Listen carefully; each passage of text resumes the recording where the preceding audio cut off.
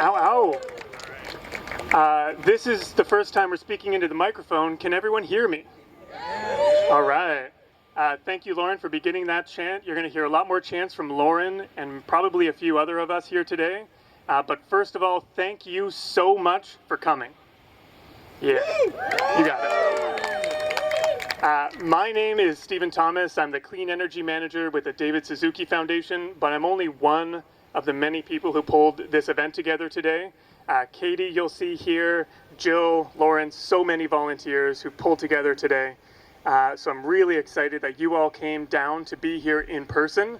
The pandemic has been weird, so thank you so much for showing up to something to actually have your voice heard on renewable power for all. And in spite of everything, including the hazy skies, including the literal climate crisis above us, in our throats and in our lungs, thank you for coming.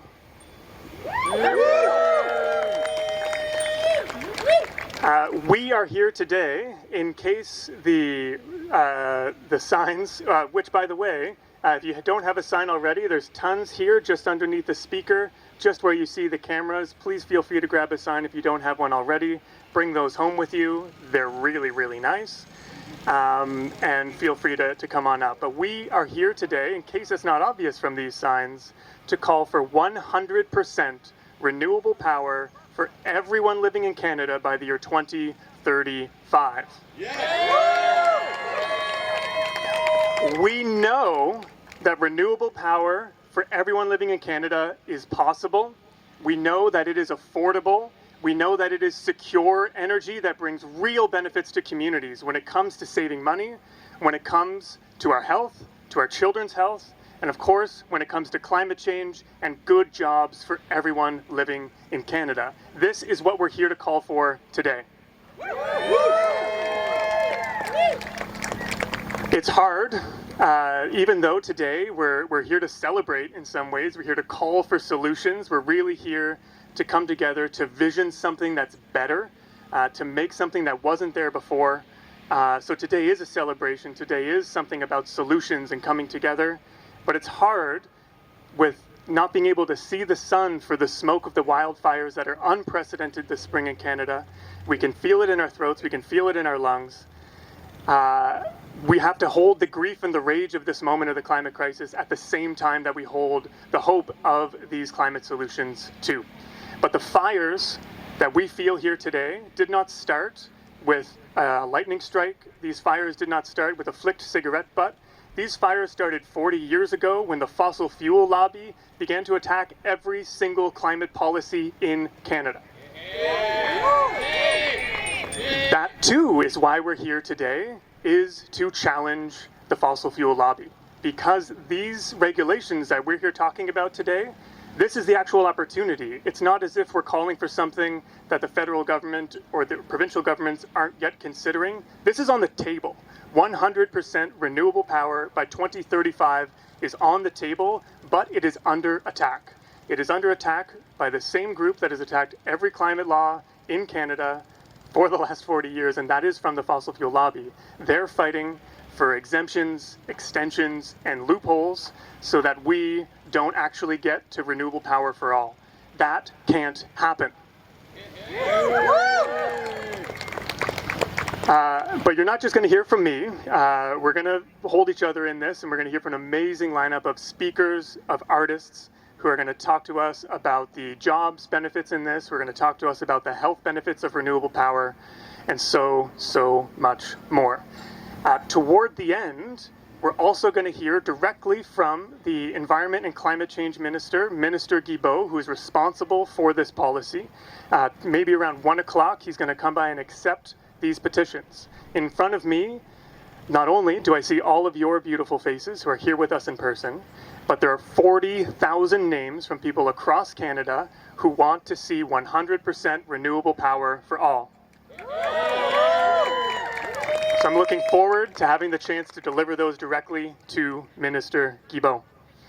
But without further ado, I'm looking around to see if there is any further ado. I think we're good here. I think that's enough context, and we're ready to start today's event in a good way by introducing Dara. who again is one of just an amazing lineup of folks that we have ready for us today. But Dara, whenever you're ready, we're gonna start off. And Dara is a community-based researcher, activist, and advocate for healing justice and resilience in Indigenous communities. They are the parent of 2 children and are from the Algonquin, Anishinaabe, Kitigan, Zibi, Anishinaabe Algonquins of Barrier Lake. Dara is also a student and the Indigenous lead researcher with Iron and Earth, who are a group of oil and gas workers working on this energy transition. Please help me welcome Dara. No,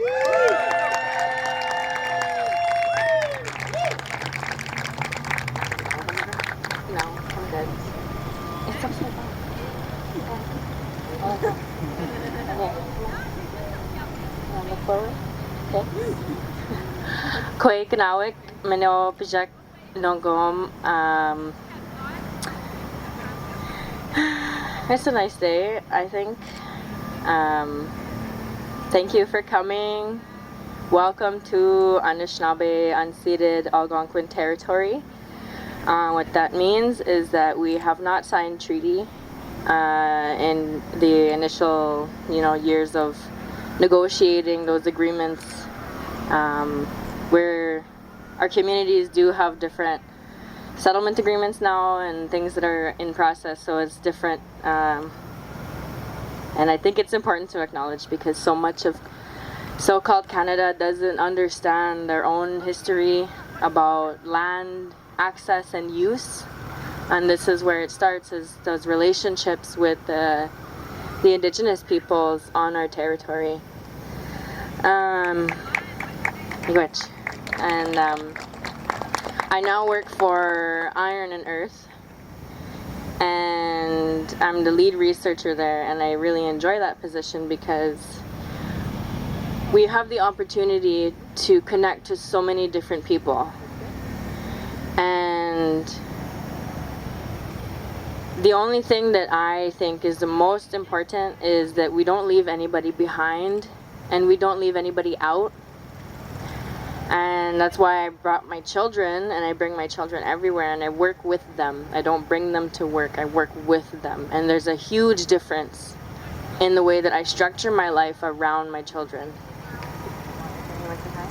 Hi.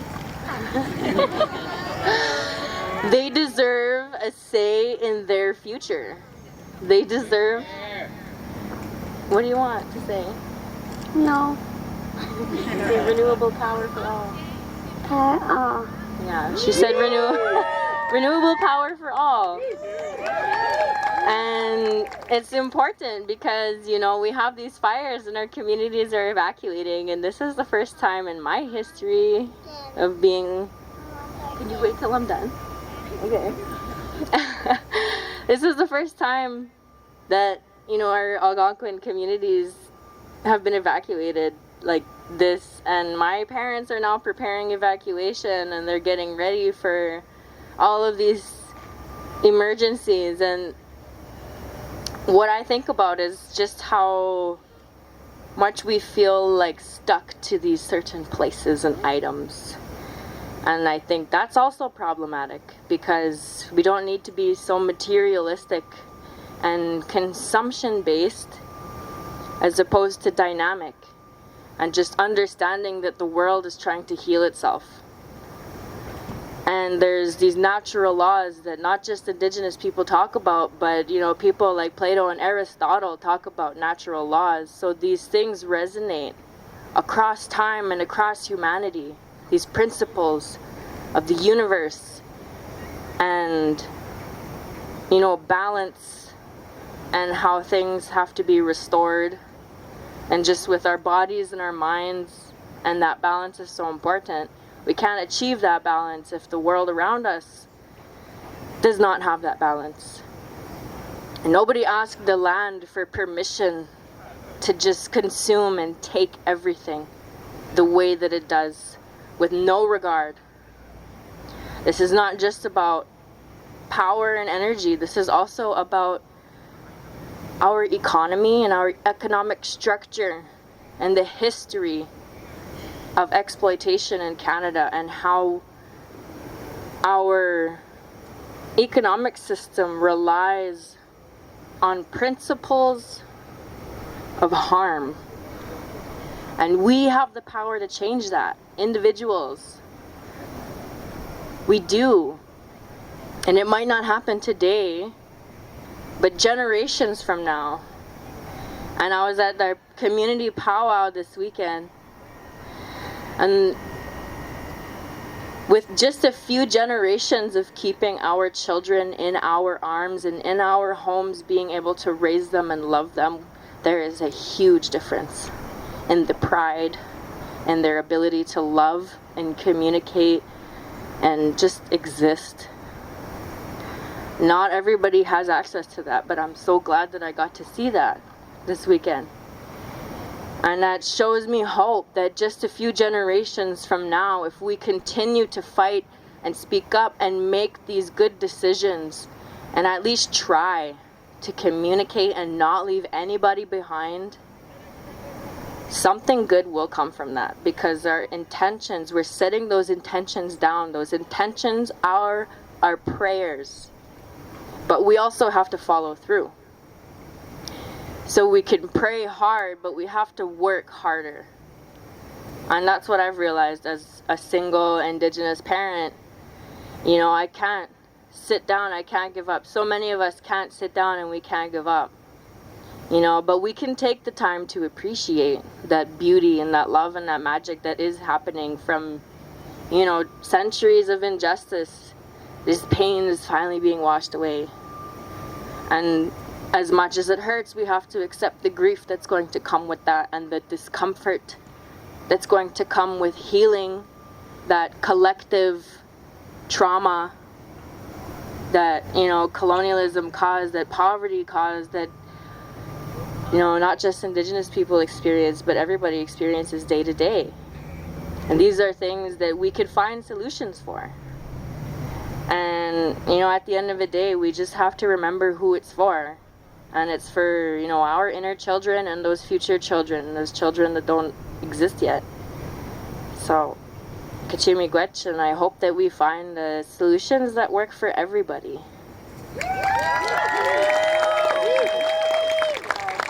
Hi. Gwech.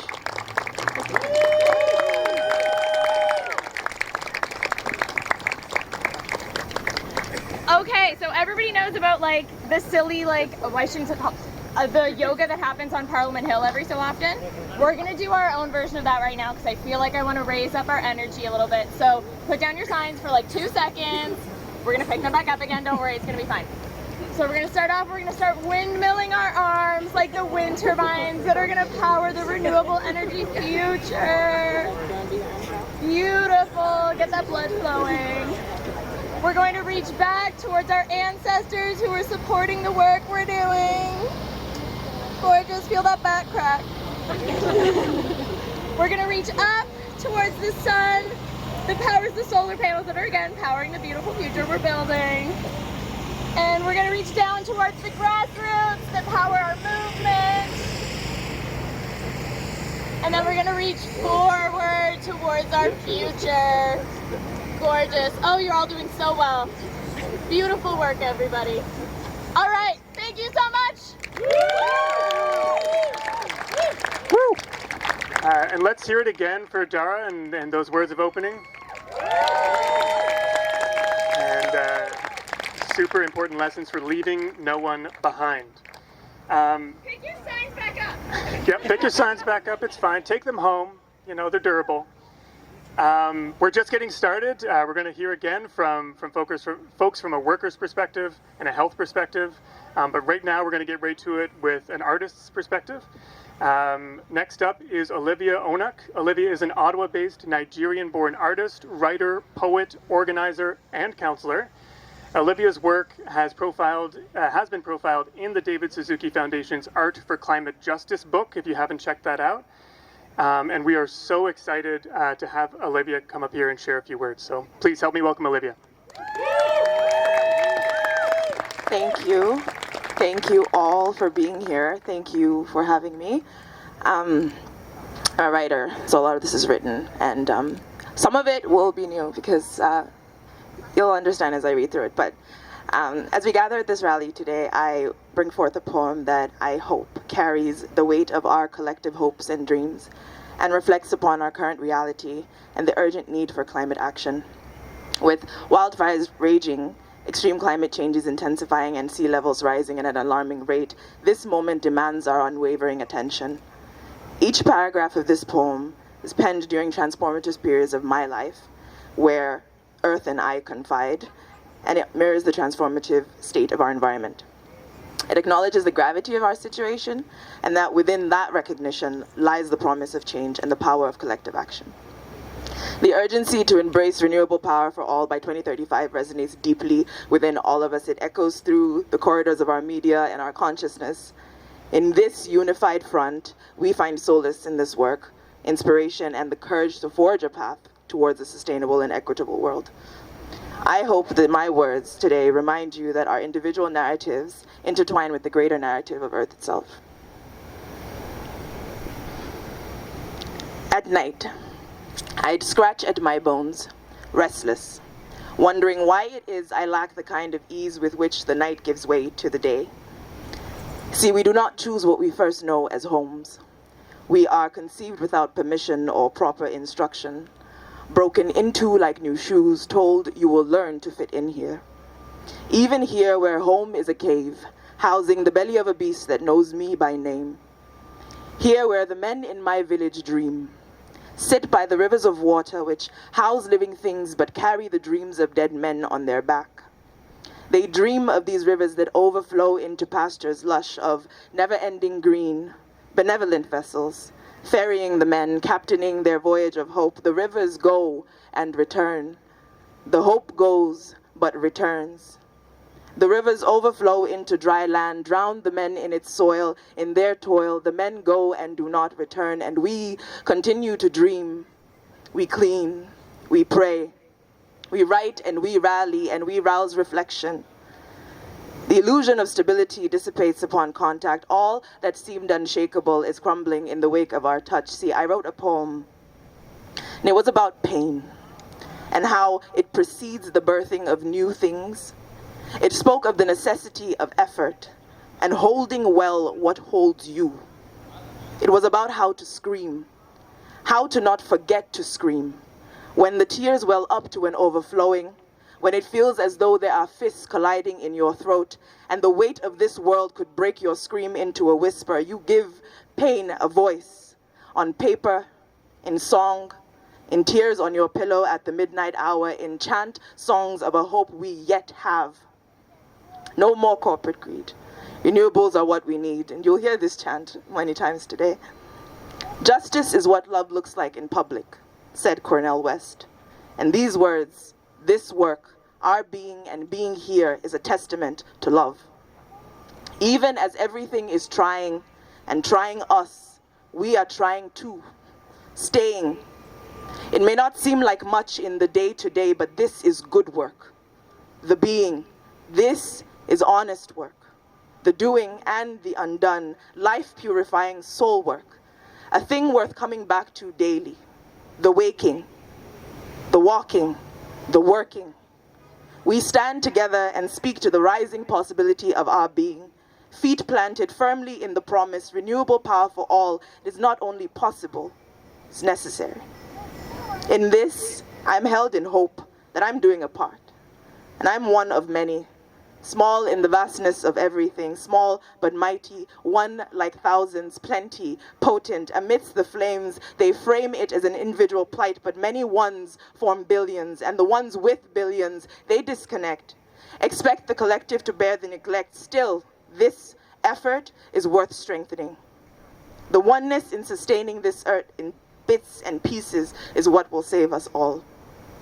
In my reflection, I see a raised hand, the depth of purpose, the kind of collective, righteous rage that change is so often marked by, the wonder of alignment, strength in standing for something together, in sinking 10 toes into the assuredness that ours can and will be a good life, that for those to come, ours can and will be a good world. I hear my little sister's voice, feeling her way through this concrete jungle and the longing to connect to nature. and a world that can hold her well and long. I feel the love and fear that's entwined with our dawn. But the tears that come from writing these words, they taste like growth, and the sun is a kept promise. And I know that what is good for the planet is good for us all, and what is good for the earth is our own rebirth. Thank you.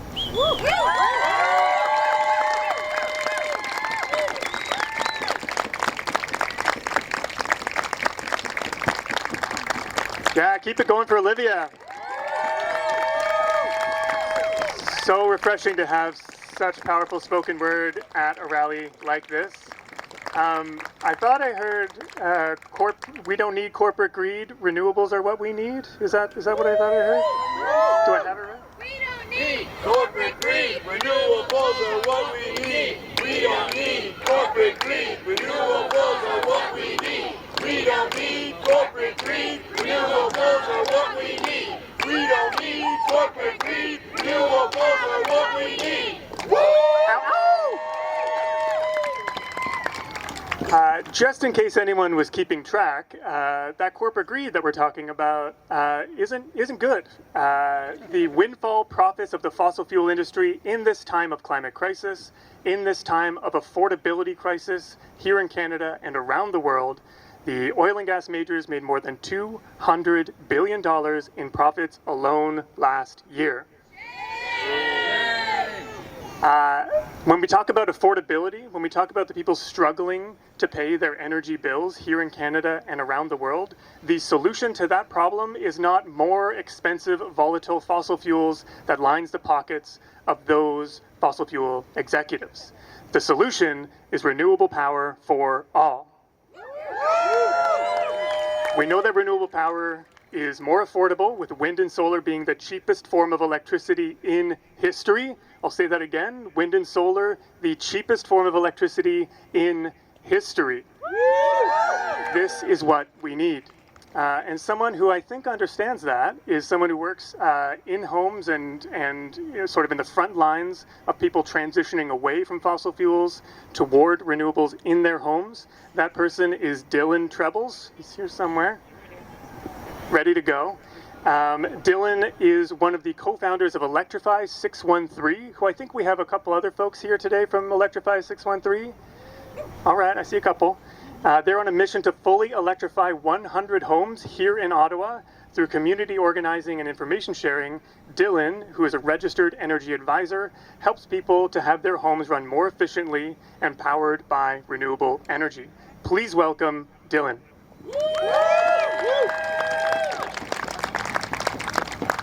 Hey everyone. So my name is Dylan Trebles and I'm here on behalf of Electrify 613. We're a group of home electrification nerds here in Ottawa. We run a community with over 160 members supporting each other in the transition away from fossil fuels in residential buildings. Mostly we just spend our time nerding out about heat pumps, solar, and better insulation. Personally, I run a small business called Peach Home Energy. I left the corporate world last year to become an energy advisor. I help people take the same journey I did electrifying my own home, putting in a heat pump, and capping the gas line. But I want to start with a quick story that has nothing to do with buildings. 3 years ago, I made the switch to an electric vehicle. It was the first major piece of equipment in my life that I decarbonized. I got rid of the old gas guzzler. We've been super happy with the decision. Last year, I took a road trip to Halifax in the electric vehicle. And like any good energy efficiency nerd, I made a spreadsheet. I tracked the exact amount of electricity at each stop that we charged and the associated emissions with those charges. The first half of the trip through Ontario and Quebec, where the grids are, for the most part, emissions-free, generated 0.2 kilos of CO2. The second half of the trip through New Brunswick and Nova Scotia generated 58 kilos of CO2. That's 300 times as much. The equipment I was using was the exact same. Nothing different, same vehicle, but the emissions intensity on the grids in Atlantic Canada are much, much, much higher. Now, enough about cars. This is the exact problem that we now face with home electrification. We're making a big push towards this. Private and public money are pouring into programs to help homeowners and renters improve their insulation, put in heat pumps, solar, induction stoves, all the good stuff. Electrified homes are more comfortable, they are healthier, and they do that while using less energy. If the grid is clean, operating an electrified home generates no additional carbon emissions.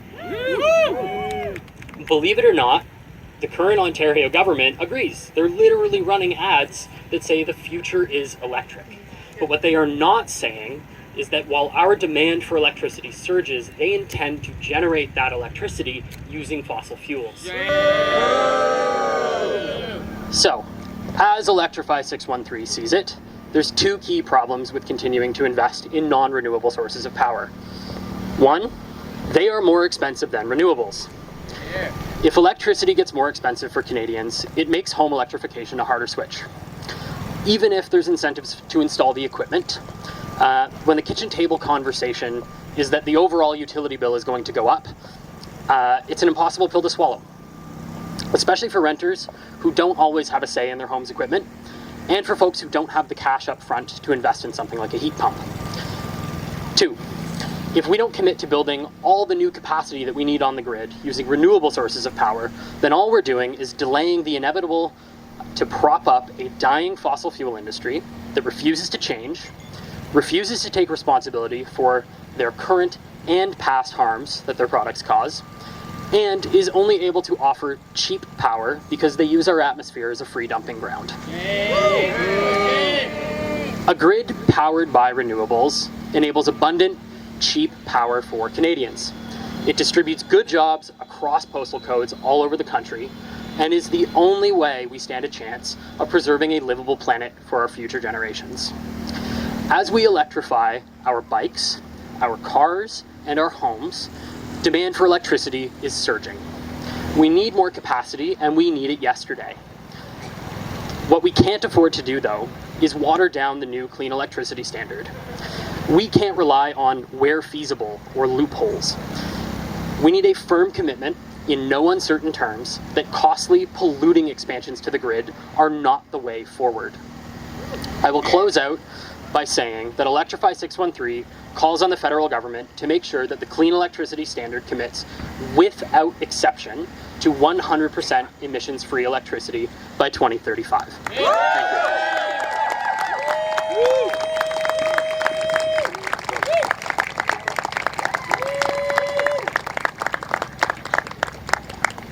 Amazing. One more time for Dylan. Those sound like some pretty good ideas. That sounds like a reasonable ask, doesn't it? Maybe I think these folks are just doing their job, but if we electrify this lawn equipment also, it'll be a little quieter, Just saying, a lot of benefits across the board. I think we have a couple MPs in the office here. I see MP Mike Morrice, MP Boulerice might be here. Thanks for coming to witness, to acknowledge that these folks in these constituencies are calling for what we're calling for, which is 100% renewable power across Canada by 2035. This means no new fossil fuels on the grid. This means that we move completely away from fossil fuels by the year 2035, and we need to maintain affordability and energy security for everyone along the way. So we hope you understand that too, and thanks for being here today.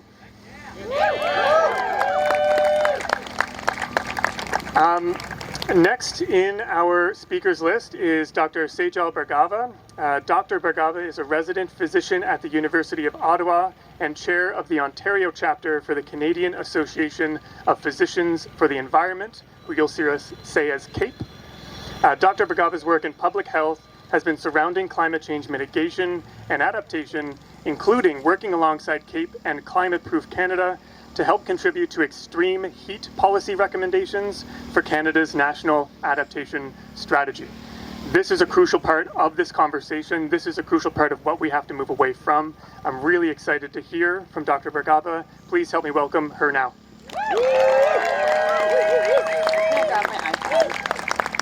Okay, because I'm in academia, I wrote things down, so. Thank you.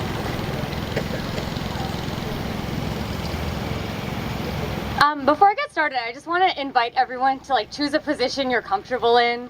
Have a seat, pop a squat, I don't know what it is, but get comfy and let's talk about climate anxiety for a little bit. So I just want to say hello, thank you for having us, and welcome today to this incredible rally. It's an absolute pleasure to be here today and to be invited to speak alongside a group of such incredible and inspiring speakers, and to be here with such an inspiring crowd. I love the signs, I love the kids, I love the bikes, it's amazing. And a huge thank you to all the organizers and the David Suzuki Foundation for gathering us all here today. So I'm Dr. Sehjal Bhargava. I prefer Sehjal. Don't call me doctor. I'm a resident physician here in Ottawa, where I'm training to become a public health and preventive medicine specialist and family doctor. Last year, I moved here from Saskatoon, Saskatchewan, Treaty 6 territory, homeland of the Métis, to the unceded, unsurrendered territory of the Algonquin Anishinaabe people here in Ottawa. I am the co-chair of the Canadian Association Physicians for the Environment Ontario Regional Chapter. And the reason I joined CAPE is why I believe so much in the work we do is because the climate crisis is a health crisis. Early on in my medical education, I began to slowly draw the links and connections between climate change and health. I realized that we can only be as healthy as our environment, and it's a motto I kind of go along the work I do with. We're only as healthy as the water we drink and the air that we breathe. And disproportionately, we know that climate change affects those who contribute to it the least, and that a stable environment is what is essential to maintaining our public health infrastructure and the health systems we know and the hospitals that we rely on when we become sick and ill. Our changing climate has direct impacts on our health every day. I'm sorry, I'm about to get really existential with you all. In fact, according to the World Health Organization and a growing number of groups around the world, it's the greatest health threat facing us in the 21st century, climate change. Why are we not talking about this more? Climate change increases our risks and exposures to things like viral vectors like Lyme disease. It increases the length and severity of allergy seasons and the amount of Kleenexes we all go through, let alone antihistamines. It increases the rate of asthma attacks in young kids and chronic obstructive pulmonary disease, or COPD, and heart failure exacerbations in our parents and grandparents. Greenhouse gas emissions from burning fossil fuels change our environmental exposures. For example, in the summer months, we now experience more severe floods, droughts, wildfires, and devastating health and mortality consequences from heat waves than ever before. When I see a 5-day stretch of 30 degrees Celsius in our news, I think of the people who can't find ways to stay cool that show up in our emergency department. For example, this week while I was working at the Ottawa Hospital Emergency Department, I met a 75-year-old lady, let's call her Sandy. Sandy lived in a condo building with no central air conditioning, no fans, and no portable air conditioning either. And she was suffering from heat stroke after eating lunch outside and going for a walk to try to cool down. She was on a multitude of medications that made her increasingly vulnerable to extreme heat because they affected the way her body was able to maintain thermoregulation. People like Sandy and patients like Sandy are the reason I do this work, and an example of the way that extreme heat and climate change is already impacting our health in really severe ways. When I see smoky skies like today and I wake up and I'm like, oh, it's a cloudy day, and then I realize it's smoke, I think of the families who have had to leave their homes due to wildfires like the ones raging across Quebec, BC, the Northwest Territories, and Nova Scotia right now, who have lost everything and are now starting over again with no idea of how long it's going to take to be able to return home. Even more concerningly, carbon-intensive practices we know are highly, highly inequitable and often have the greatest impact on those who are the least to blame. Poor housing, poor food quality, and heat-related stress for people least able to manage it will only get worse if nothing changes. The climate crisis is not in 2040. It was yesterday, and it's today, and it's now. A thought that scares me pretty much every day when I wake up is that we're currently living in a best-case scenario. If politicians continue to pass legislation that locks us into a future of more oil and gas, we cannot continue to live the way we do. We cannot continue to subsidize and support industries that harm our health and the health of our planet, and this is why we need clean electricity regulations now. Canada stands on the verge of passing landmark climate policy that will propel us forward as global leaders. Passing the clean electricity regulations would move Canada to a fully electric, clean grid by 2035. An electricity grid powered by renewable energy would be the most incredible insurance for our future we could ask for. It would be the start of a truce for our war on nature, result in immediate improvements in air quality, provide new jobs, bolster our economy, and decrease the harmful effects of mining and oil and gas extraction in our communities, in our in our air and our land. The future I'm genuinely scared of is completely preventable, and there's another way forwards. To do this, we need to prioritize the right pathway. We need to hold fossil fuel companies accountable for their emissions and unmet reduction targets. No more loopholes, no more extensions. For the sake of our health, we cannot afford for there to be new fossil fuel infrastructure built. Federal and provincial financing needs to be terminated immediately, and there is no such thing as clean fossil fuels. Collaboration and learning from each other is essential. Change can be uncomfortable, but in this case, absolutely necessary. Governments need to take a collaborative, whole-of-society and equity-centered, intersectoral and interprovincial approach to meet our goals as a country. Indigenous rights and title need to be centered. Indigenous communities have had it right, and they're the true leaders of this fight. This transition must center the rights, leadership, ownership, and participation of Indigenous communities.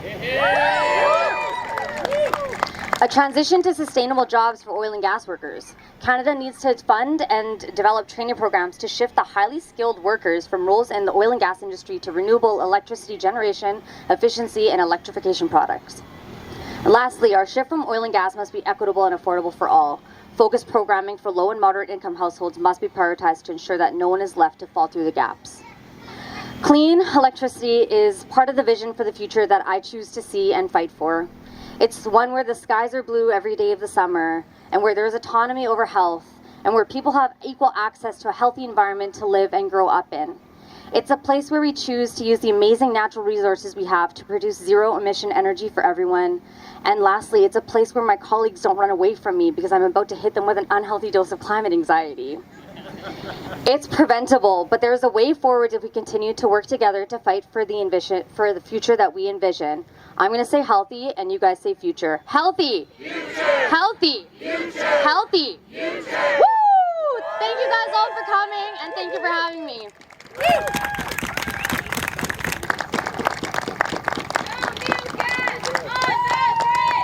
No new gas on the grid! No new gas on the grid! No new gas on the grid! No new gas on the grid! It shouldn't be a hard ask. We've already gone over that wind and solar are much, much cheaper than natural gas. When we're talking about the grid of the future, this shouldn't be a hard ask, so appreciate that, Lauren. How we doing with the signs here? Is everyone feeling good? No need to... Round of applause for these folks holding the sign. Giving some love to everybody. And that's a little bit about what I'm chatting about right now. We're hearing some thanks already to the David Suzuki Foundation. That's where Katie and I work, and we're grateful for that. But this is actually an event today that was brought together by more than 9 regional and national organizations. When we're talking about collecting these 40,000 petition signatures, that's people across Canada, across regions, across backgrounds. And it is not just one organization who's pulling together today. So let's hear it for all of the co-sponsors today. To name a few, it is the Ecology Action Centre in Nova Scotia. It is the New Brunswick Environmental Network. It is 350 Canada, Environmental Defence Canada, the Council of Canadians, Lead Now, Ontario Clean Air Alliance, Iron and Earth, For Our Kids, Ottawa and Gatineau, the Ottawa Renewable Energy Cooperative, that's nice, Electrify 613, the Green Economy Network, Climate Justice Ottawa, Sierra Club Canada, Climate Action Network Canada, and more. So when we talk about the support is broad. We are not going away with this. We know that this is a fight, and this fight is just getting started. Someone who I believe may not need a whole lot of introduction here on Parliament Hill is our next speaker, who is Alex Silas.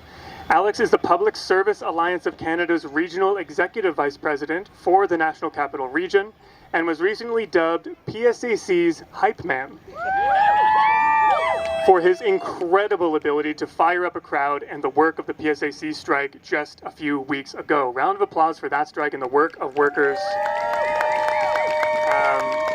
We are so looking forward to hearing him speak about the connections between justice for workers and the energy transition itself. Please help me welcome Alex Silas.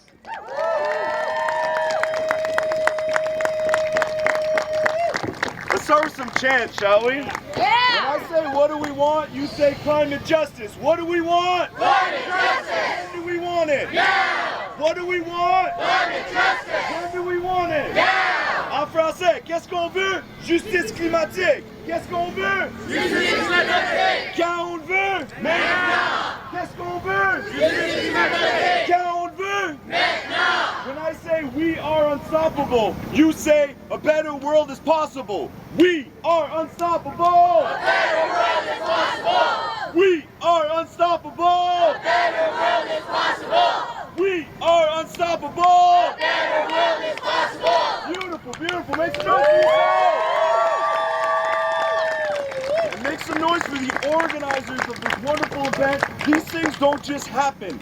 These things happen. These movements move forward. This work happens because people do the work and people organize.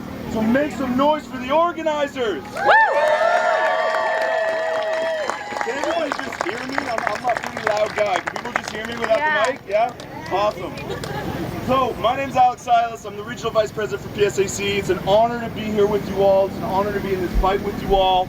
I want to first acknowledge the land that we're on, and I want to thank Dara for starting us off in a good way. And in acknowledging this land, I want to paraphrase something that I heard Elder and Knowledge Keeper, also from Kitigan CB, Claudette Commanda say, which is that this land that we're on, this place that's now known as Ottawa, this place that's known as Parliament Hill, this grass here that we have the privilege to stand on and sit on, this is not Ottawa.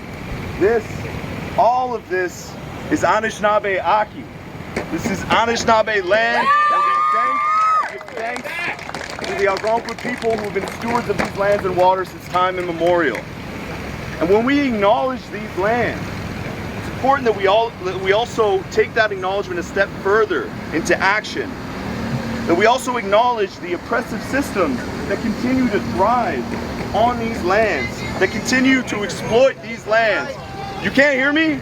There's too much construction happening in the back. I'm gonna grab the mic, okay. I thought I was loud enough, but, okay, is this better? All right, right on. So when we acknowledge these lands, we also have to acknowledge the oppressive systems that continue to thrive on the exploitation of these lands. And we have to acknowledge the urgency in which we have to act to ensure a just transition, renewable energy for all, and a green jobs future. A climate justice path forward that is led by the teachings of Indigenous peoples. When we talk about colonial oppression, we're not just talking about history. We're not just talking about the past. We're talking about a system that still today sees these lands as something meant to be exploited and drained of resources at whatever cost and regardless of the destruction caused by that. And it's that same system that also sees people as a resource to be drained. Indigenous people, Black people, racialized and migrant communities, the system that sees historically oppressed peoples as resources to continue to be exploited and drained, all for the colonial and corporate powers. And as workers, as working people, we need to realize that these same colonial powers, or in a more modern term, these corporate powers, the billionaire class, they also see working people as a resource to be exhausted and drained. Because those in power, the employers, the corporations, the billionaires, they don't care about us. They don't care about our health and safety. They don't care about fair wages. And they damn sure don't care about your future, about this planet, and about the environment. And that's why unions are so important in this struggle. And why union members are understanding more and more the need to engage in the work and the fight for justice on these lands. Because while we all experience oppression in different ways, we need to realize that while some of us, because of our privilege, may find some comfort in the status quo and in our privilege, that status quo is unsustainable. It's unjust. And we're confronted by the same oppressors. Because there's no such thing to neutrality. There's no such thing as neutrality when it comes to oppression. You have to pick a side. You're either siding with those being oppressed and joining in that struggle for justice, or you're siding with the oppressors and continuing to contribute to and abiding by and suffering under a system that is keeping all of us down, that is putting us on a destructive path that we may not be able to turn back from. The pandemic that we just lived through was devastating. It left communities and families grieving extreme losses. It forced us into isolation at times when we wanted to reach out and support each other and touch each other and be together. But the pandemic also taught us some important lessons that we have to apply to the fight for climate justice. It taught us that it's about rising up to take action, to address crises, to address collective crises. And it's important that we apply these lessons. That when faced with a worldwide crisis, whether it's the COVID-19 pandemic or the climate crisis, when faced with a grave threat to the health and well-being of our communities, people from different movements, from different sectors, can come together to form a common front to rise up and meet that challenge. We can do it. We can create new social supports and programs to help people get through crises. And we know that despite the evidence, there will always be forces that will try to delay and deny a just transition, just like they delayed and made excuses while thousands died in the pandemic. And that delay continues while we see natural disasters unlike anything we've ever seen. Nova Scotia's on fire right now. What more of a wake-up call do we need? We see floods and wildfires and climate disasters every day. And we need to wake up because we can't afford to wait. We need climate justice now. We need renewable energy for all now. We need a green jobs future with decent work conditions, union jobs, and fair wages. And this is what I would tell labor activists all the time. This is what I want to tell workers here and union members that are here who might be hearing this. It's that our struggles are united. So we need to rise to that call for solidarity in the face of this crisis. Our response to the climate emergency must include a just recovery that respects and supports workers and their communities as we transition to a greener economy and as we push for a renewable energy future. Because the green future can't be privatized. You can't contract out climate action. The green future can't be driven by corporate interests and billionaires. The green future has to be driven by workers, by the people, by us. And when I engage in this struggle as someone from the labor movement, it's not about the labor movement joining the struggle for climate justice. It's about recognizing that all these struggles are connected. The struggle to put power in the hands of workers and to fight for a better deal for working people. The struggle for racial justice, to end systemic racism and discrimination and oppression, and to fight for equity and inclusivity in our society. The struggle for real reconciliation with Indigenous people and to find a justice path forward led by Indigenous peoples. The struggle to reinforce our social safety net and to strengthen the public services so that we can support our communities through good times and bad. And the struggle to confront the existential crisis that is the climate emergency. These struggles are connected. And it's when we unite these struggles that we have the power to create real change. Because the people united. Louder, the people united. Will never be defeated. The people united Will never be defeated. We are unstoppable. We are unstoppable. Another world is possible. We are unstoppable. Another world is possible. We are unstoppable. Another world is possible. We are unstoppable. Another world is possible. Make some noise for yourselves. Faites du bruit. Merci beaucoup.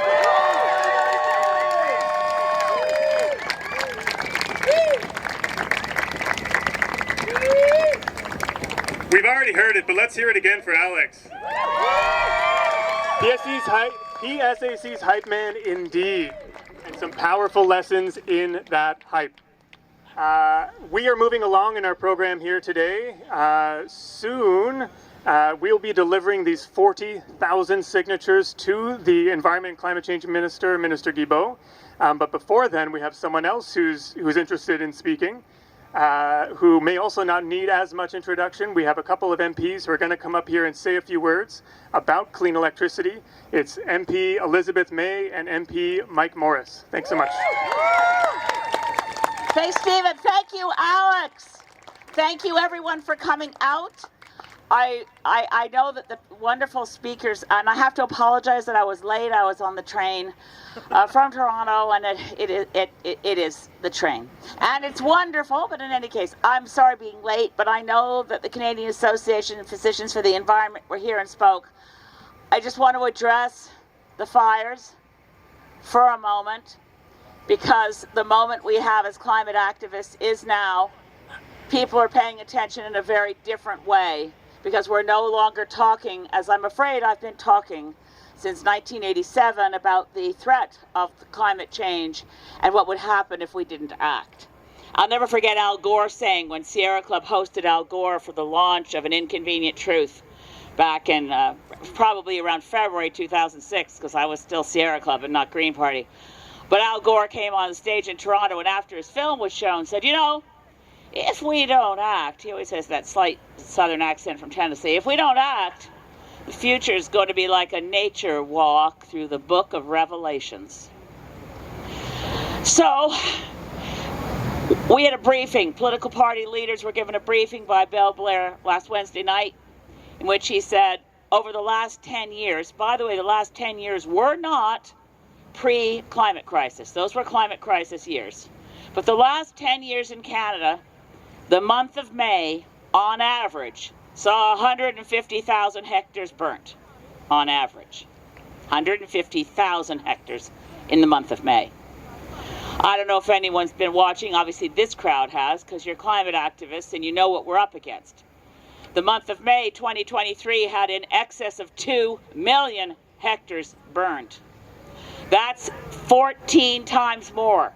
By the way, the word order of magnitude, that phrase is when it's 10 times more. So we had an order of magnitude leap from 2022 into 2023. And still, this government's committed to finishing the Trans Mountain Pipeline, which we bought. And the target of a decarbonized electricity grid, which this government has, is exactly right and totally doable. We must not see people like Doug Ford adding fossil fracked gas to the electricity grid.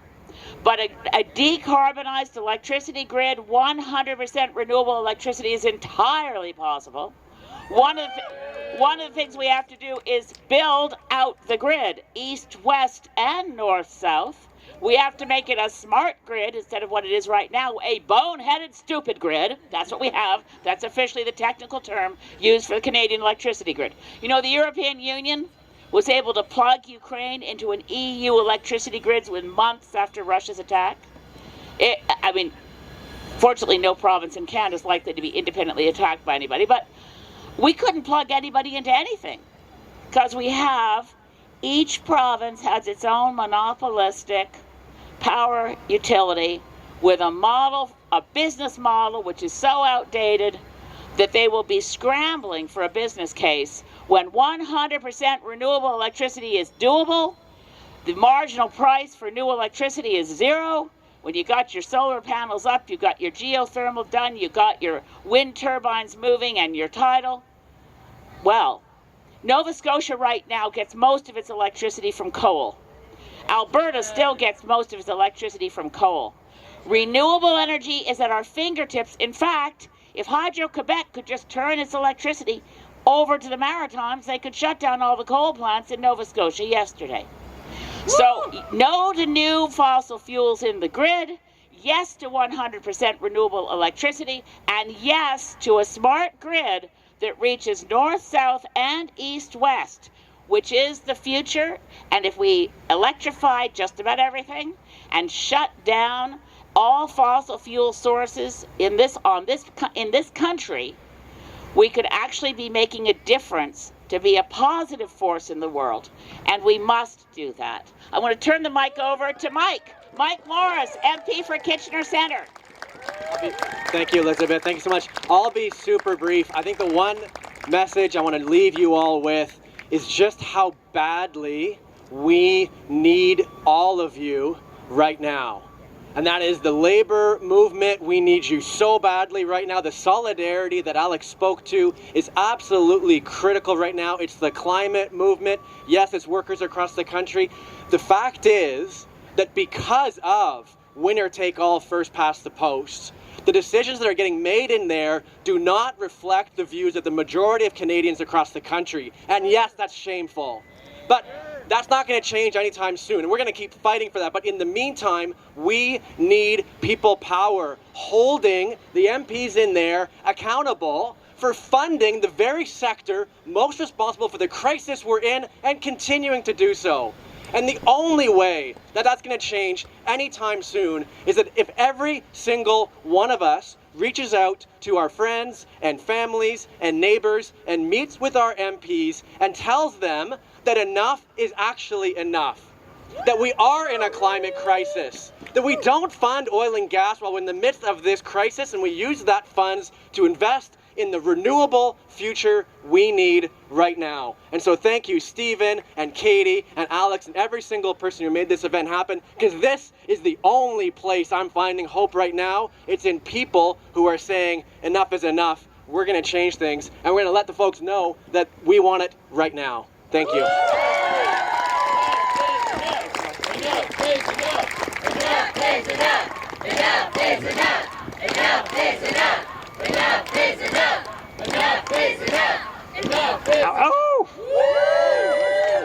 Thank you so much, MPs Elizabeth May and Mike Morrice, for speaking to that.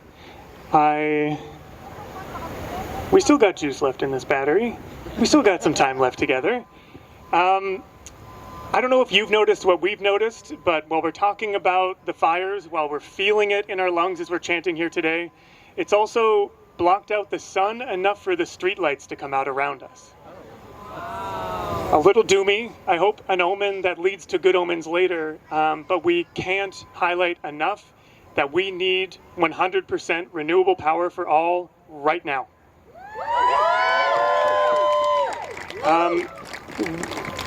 We believe that Minister Guilbeault is on his way. Ironically or not, is coming from a press conference that is dealing with the unprecedented spring wildfires everywhere across Canada right now. I have friends and family in Nova Scotia who've been evacuated. We all, I think, know folks who've been impacted one way or another by this unprecedented wildfire season, just after an unprecedented hurricane season, just after an unprecedented flood season. We are in this moment. So when Minister Guilbeault does come, again, it's not only me, it's not only us, to try and represent the breadth of support. We're going to ask for the 9 national and regional organizations who've collected these petitions, as well as all of the speakers from today, to come up on the stage. It's just a nice patch of grass here with us, but the stage with me for that handoff to Minister Guilbeault. So when that moment happens, we'll definitely let you know. I think until then, to keep excited, we might lean into a chant or two. We might just remind ourselves that we do need renewable power for all. I think Lauren has something in mind.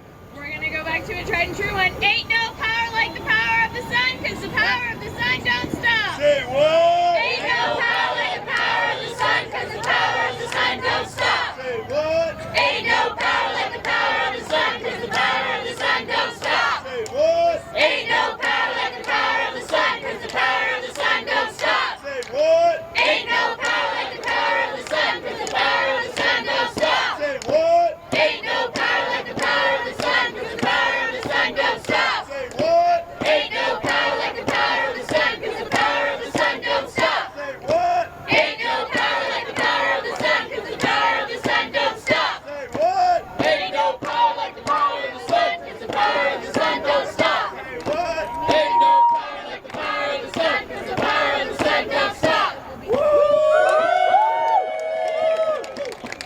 we're working, because we have some time here, I'm going to teach most of you, some of you will know this song. It's a good one to fall back on because we can repeat it forever if we need to.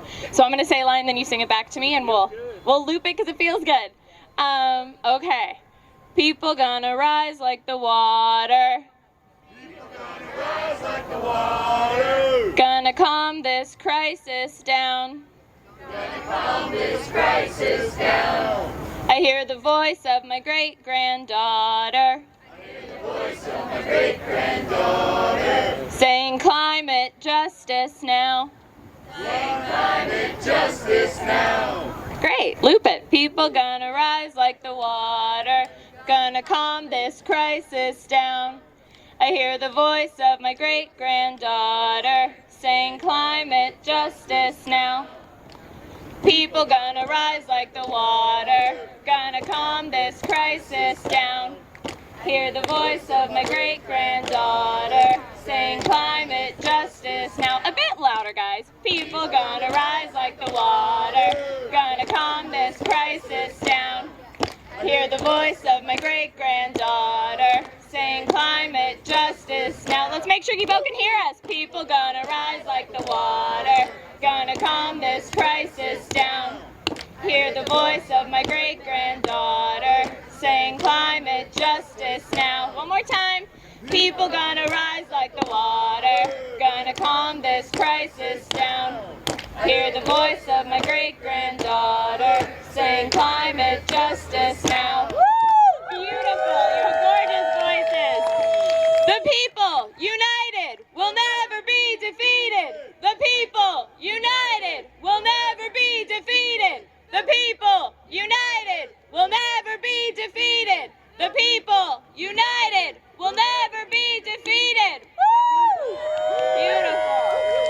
Are we? No. All right. That was some good energy. We've been here for a while, so appreciate it. We believe Minister Guilbeault's around the corner here, going to join us in a minute. So if you're one of the 9 organizations who've helped to collect these petitions, please come on up here with me. Or if you're one of the speakers from today's event, please also come on up here with me. Feel free to hold a sign or do what you'd like. I see some of you. Yeah, come on up. You all look great. Don't worry. No new gas on the grid! No new gas on the grid! No new gas on the grid! No new gas on the grid! No new gas on the grid! No new gas on the grid! No new gas on the grid! No new gas on the grid! No new gas on the grid! No new gas on the grid! No new gas on the grid! No new gas on the grid! No new gas on the grid! All right, folks. On the grid!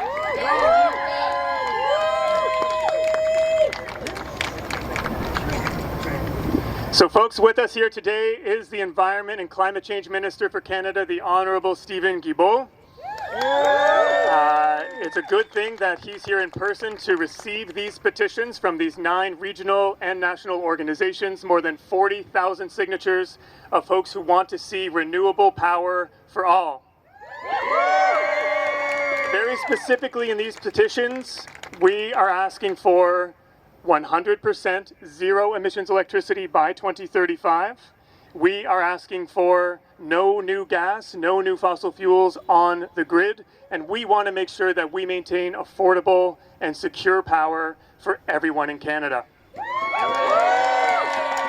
We hope too that Minister Guilbeault makes this count, and we're happy to hear from him today. Thank you. Well, first I want to thank you all for being here, to coming and give us this really important message.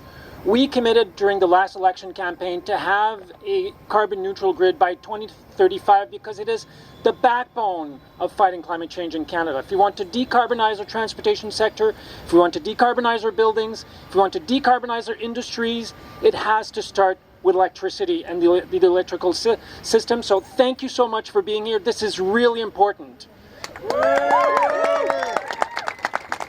because unfortunately, across the aisle from where Leah and I sit in the House of Commons back there, we have the Conservative Party of Canada, who in the midst of what will likely be the worst year in terms of forest fire of the history of this country we call Canada, they're calling us to do less when it comes to fight climate change.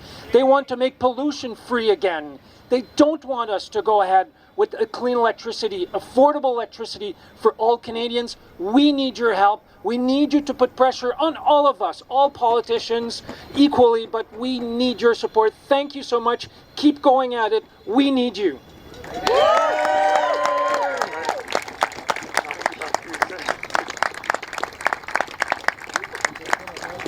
Great. Thanks again for coming, Minister Guilbeault. We will hold you to these words. Mark our words. We're there to support 100% renewable power for all, and we need to take this once, maybe once in a generation, but certainly the first real opportunity we have to lock in 100% renewable power for everyone living in Canada by 2035.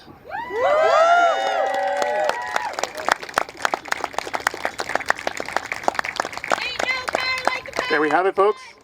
The power of the sun don't stop. Say what? Ain't no power like the power of the sun, cause the power of the sun don't stop. Say what? Ain't no power like the power of the sun, cause the power of the sun don't stop. Say what? Ain't no power like the power of the sun, cause the power of the sun don't stop. Say what? Ain't no power like the power of the sun, cause the power of the sun don't stop.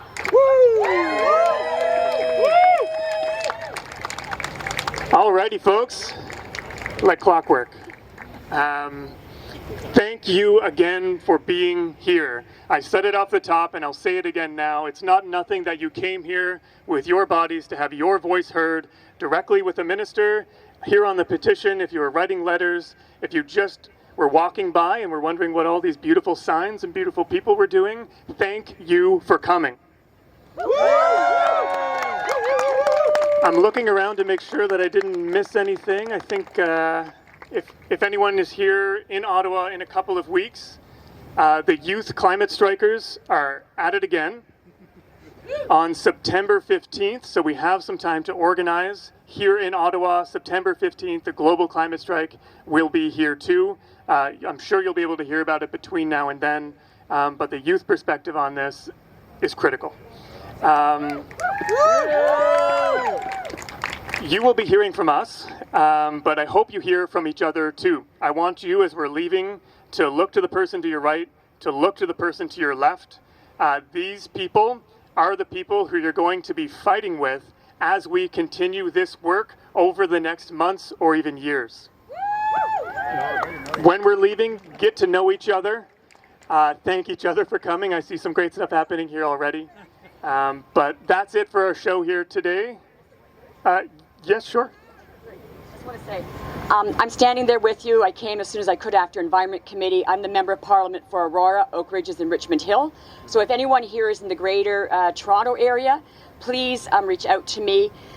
We need to all work together, especially in Ontario, where we have a very difficult situation with our provincial government.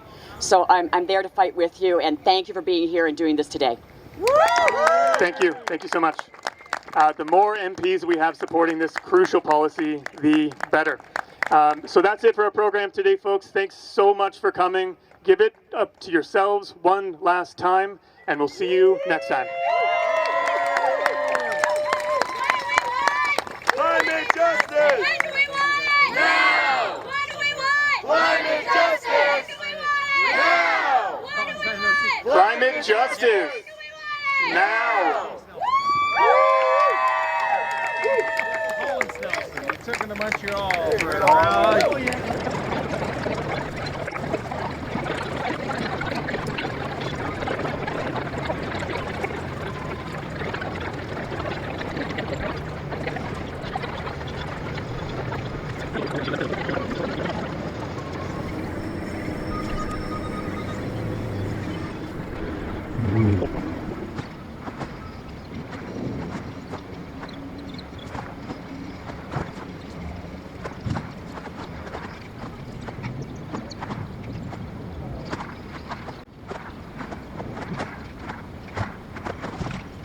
Well, that is all I can handle for one day.